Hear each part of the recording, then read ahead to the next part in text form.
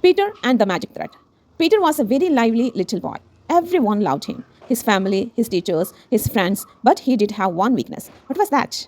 Peter could never live in the moment. He had not learned to enjoy the process of life. When he was in school, he dreamed of being outside playing. When he was outside playing, he dreamed of his summer vacation.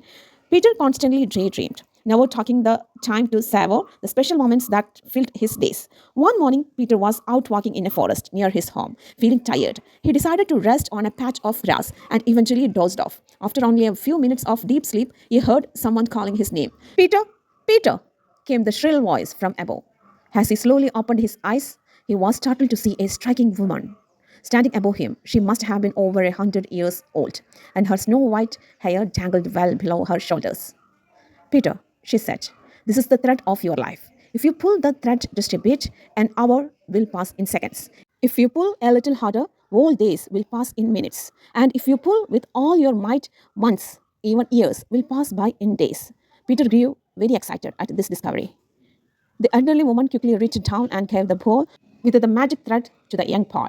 The next day, Peter was sitting in the classroom, feeling restless and bored. Suddenly, he remembered his new toy. As he pulled a little bit of the golden thread, he quickly found himself at home, playing in his garden. Realizing the power of the magic thread, Peter soon grew tired of being a schoolboy and longed to be a teenager with all the excitement that phase of life would bring. So again he pulled out the ball and pulled hard on the golden thread. Suddenly he was a teenager with a very pretty young girlfriend named Elisa.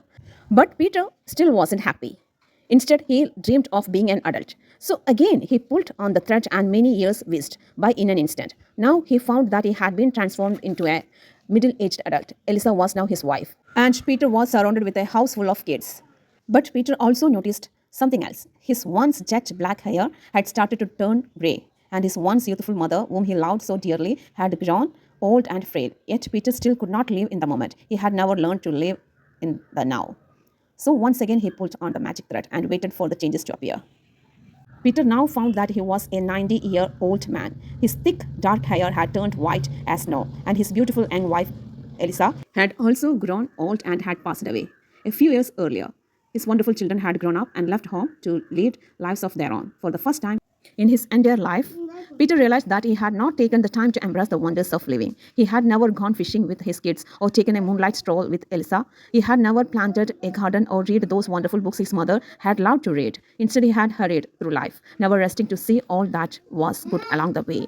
Peter became very sad at this discovery. He decided to go out to the forest where he used to walk as a boy to clear his head and warm his spirit. As he entered the forest, he noticed that the little sapling of his childhood had grown into mighty oaks. Look like paradise, but there is no second chance.